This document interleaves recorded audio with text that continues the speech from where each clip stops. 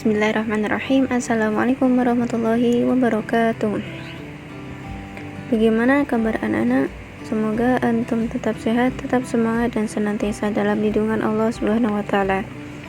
Pada pertemuan akhir ini kita akan belajar latihan soal penilaian akhir semester ganjil. Di sini akan Ustazah sajikan 5 soal contohnya saja. Dan insya Allah ini bisa mewakili dari 25 soal yang ada di penilaian akhir semester ganjil pekan depan. Baik, kita masuk pada soal yang pertama. Nah, di sini sebagai seorang pelajar muslim, kita diperintahkan untuk berkata baik dan sopan. Sebaliknya juga dilarang berkata jorok dan berbohong, karena Allah Maha mendengar. Nah, pertanyaannya, Asmaul Husna yang sesuai dengan pernyataan tersebut adalah, jawabannya adalah yang C, yaitu As-Sami. Kenapa? Karena As-Sami artinya Allah Maha mendengar. Di sini Ustazah sajikan ada Al-Alim, ada Al-Khabir, ada Al-Basir. Antum sudah paham ya apa arti dari Al-Alim? Yaitu Allah Maha mengetahui. Al-Khabir di sini Allah Maha teliti. As-Sami tadi Allah Maha mendengar, dan Al-Basir Allah Maha melihat. Masuk pada slide selanjutnya.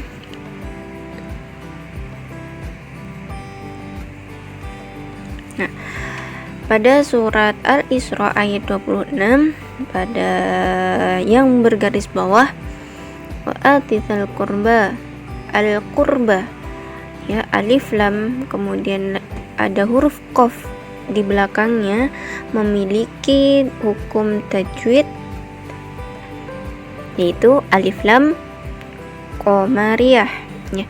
Kemudian ada lagi, ya, haqqahu wal miskina, alif lam di kalimat al miskina yang dilanjutkan dengan huruf mim di belakang alif lam di sini memiliki arti di mana terdapat hukum tajwid alif lam qamariyah pula.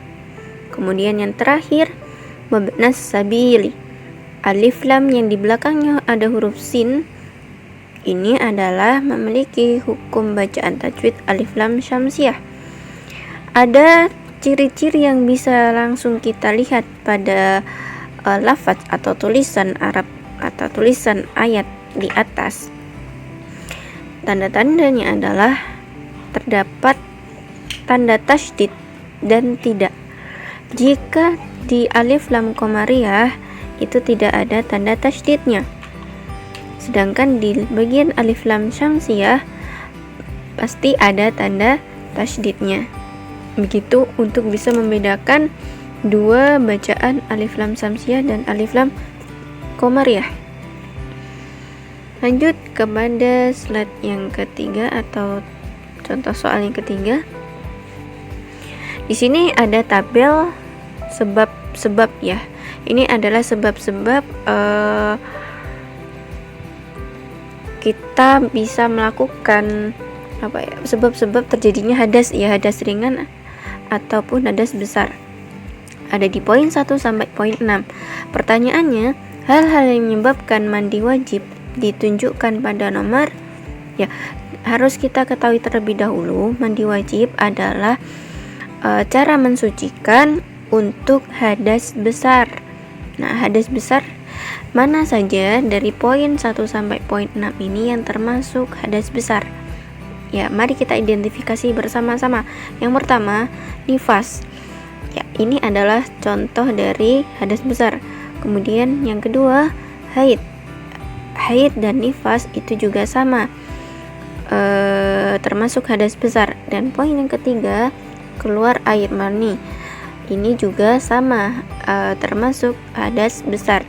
Sedangkan poin 4, 5, dan 6 yaitu buang air besar, buang air kecil, dan buang angin termasuk hadas kecil.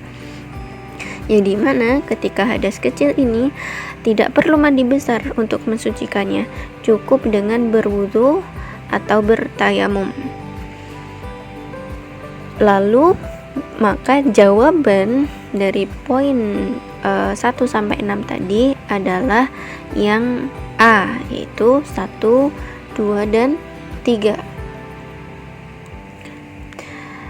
Selanjutnya ya, ini soal cerita ya, karena nanti memang ketika di PAS banyak sekali Ustazah sampaikan soal-soal yang banyak cerita-ceritanya ya, biar tidak ngantuk. Baik, pada soal ini Ahmad berangkat ke sekolah melewati kerumunan anjing. Tiba-tiba salah satu anjing tersebut menjilat tangannya. Bagaimana cara Ahmad untuk mensucikan dirinya dari najis tersebut? Kita identifikasi terlebih dahulu ya. Najis yang ada di tangan Ahmad ini termasuk najis yang bagaimana? Ya, najis itu dibedakan menjadi 3, najis ringan atau najis mukhafafah, yang kedua najis mutawasitoh atau najis sedang, yang ketiga adalah najis mughaladah atau najis berat. Najis ringan itu karena terkena air kencing bayi yang belum minum apapun atau makan apapun selain ASI, yang belum mencapai umur 2 tahun. Kemudian kalau najis mutawasitoh itu dibagi 2, itu najis mutawasitoh aini atau yang bisa terlihat baik dari aroma, warna dan aroma dan warna. Kemudian najis mutawasitoh dan yang hukmi, yaitu najis sedang yang dimana tidak terlihat dan tidak tercium aromanya. Contohnya adalah air kencing yang sudah mengering dan sudah lama. Nah, lalu yang terakhir najis mughaladah, contohnya adalah air liur anjing dan babi. Nah, di sini tangan Ahmad di sini termasuk yang sudah terkena air liur anjing, termasuk najis mughaladah. Maka cara mensucikannya adalah ya, poin jawabannya adalah yang A, membasuh dengan air sebanyak 7 kali, salah satunya dengan tanah. Nah, sedangkan untuk yang pilihan B ini adalah untuk mensucikan najis mukhafafah atau najis ringan. Untuk yang opsi C, mencuci baju sebanyak 3 kali, ini adalah untuk najis mutawasitoh ya. Yang D, mengelap dengan lap basah kemudian disiram dengan air yang mengalir, ini adalah contoh dari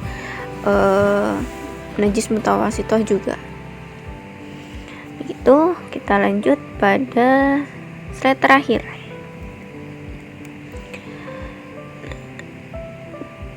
Kembali lagi pada materi hadas ya. Cara untuk membersihkan hadas besar adalah dengan pasti dengan mandi wajib.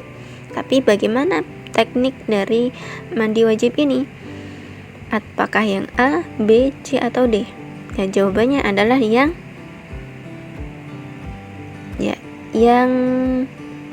B ya. Niat mandi besar dan menyiramkan air suci yang mensucikan dari ujung rambut sampai ujung kaki secara merata. Jadi berniat dulu ya. Nah, itu ada banyak sunahnya untuk melakukan mandi wajib ini, seperti mengutamakan dulu atau mendahulukan bagian anggota tubuh sebelah kanan, kemudian dilanjut dengan anggota tubuh sebelah kiri. Disunahkan pula sebelumnya kita berwudu dan lain sebagainya. Jika tidak ada air, maka cukup dengan bertayamum. Ingat, tayamum untuk mandi besar itu bukan menggulingkan badan kita di pasir ataupun di debu, tetapi sama dengan ketika kita berwudu atau bertayamum untuk menggantikan wudu, itu dengan mengusapkan debu ke wajah dan kedua telapak tangan sampai siku. Itu saja latihan soal pada pertemuan terakhir semester 1 ini. Semangat belajar anak-anak, semoga lancar untuk PAAS pekan depan. Cukup sekian, kurang lebihnya Ustazah mohon maaf. Billahi taufiq wal hidayah. Wassalamualaikum warahmatullahi wabarakatuh.